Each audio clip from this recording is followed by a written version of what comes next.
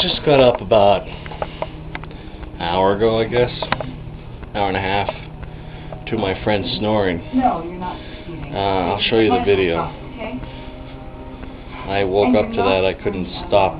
I mean, I couldn't fall asleep. It was horrible. Now we're gonna go for Chinese food. Yeah, at the Young Ho. How? Either way, it's gonna be fucking delicious. It's gonna be real good.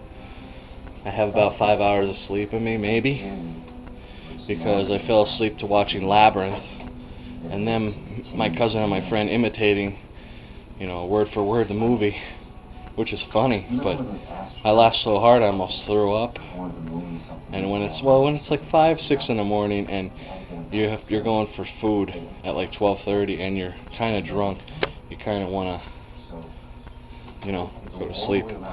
But so we're going for Chinese in a bit. See you there, maybe.